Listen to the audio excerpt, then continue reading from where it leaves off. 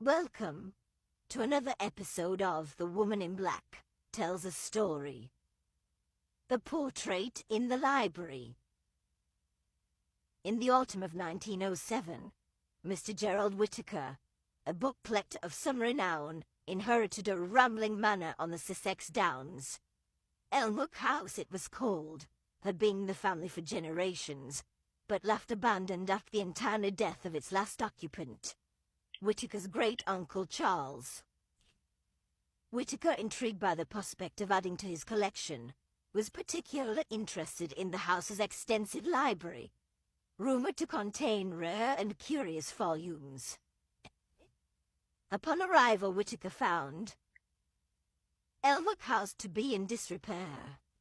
The air was heavy with neglect, the hallways were dim, the furniture abandoned and shrouded in dust.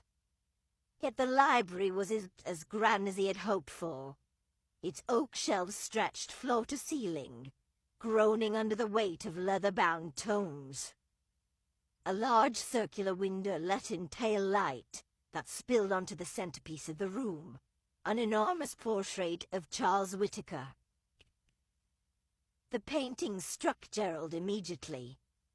It was not simply Charles's likeness, aged and severe, his thin lips pressed in a faint sneer, but the unsettling way the figure seemed to watch him. The eyes followed him as he moved, sharp and unyielding, as if judging him. Gerald brushed off his discomfort and set to work cataloguing the books. Among the familiar texts of theology, history, and natural philosophy, he began to uncover oddities. A leather-bound grimoire with illegible script. A diary belonged to a Dr. J.R. with unsettling notes about summoning. And most intriguingly, a slim volume, titled A Study of Shadows, its author unnamed. As the days passed, Gerald noticed peculiarities. The air in the library was colder than the rest of the house, despite the fire he kept stoked. Shadows seemed to pool unnaturally in the corners, shifting even when the light returned steady. And always there was the painting. No matter where he stood, Charles' eyes followed him. One night, Gerald awoke to the sound of something heavy scraping across the wood. He lit a candle and descended to the library, the noise growing louder with each step. When he opened the door, he froze. The portrait of Charles had changed. The figure was no longer seated, but standing, one hand pressed against the painted surface of the frame, as if he was pushing through.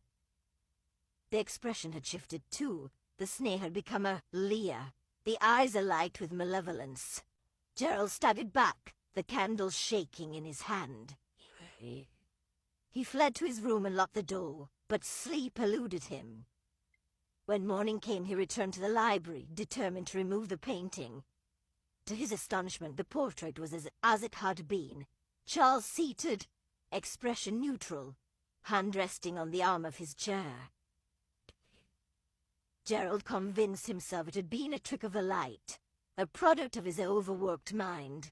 Yet that night the scraping returned.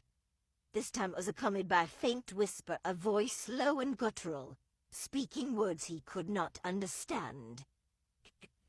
He lit his lamp and crept downstairs, each step heavier than the last. The library door was ajar. The portrait had shifted again. Charles now stood fully upright, his painted hand extending out of the frame. Gerald watched paralyzed as the hand moved, the fingers curling and uncurling as though testing their strength. The chill ran through him as the whispering grew louder. It came not from the portrait but from the books. The shelves trembled as if alive, the ancient texts humming with a deep, resonant energy. Gerald tried to back away, but his legs felt rooted to the spot. The hand reached further, and then Charles stepped out. The painted figure was no longer confined to the canvas. He was flesh and shadow, his face a grotesque distortion of what Gerald remembered. The room seemed to close in the thick, cloying, suffocating dread. You've come for my library, Charles hissed, his voice a dry rasp. But knowledge is not without its cost. Gerald fled, stumbling through the darkened corridors until he reached a front door. He did not stop running until he reached the village inn, breathless and pale. The next morning, accompanied by the local constable, he returned to Elmwick House. The library was empty. The books were gone, the shelves bare. The portrait too had vanished, leaving only a blank canvas in its frame. Gerald left the house that day, and never returned. Years later, a book dealer in London came to have acquired a rare volume, entitled A Study of Shadows, with an inscription in the front, "To Gerald who dared to seek." No one knows what became of it, or of Gerald himself, who disappeared not long after. The end.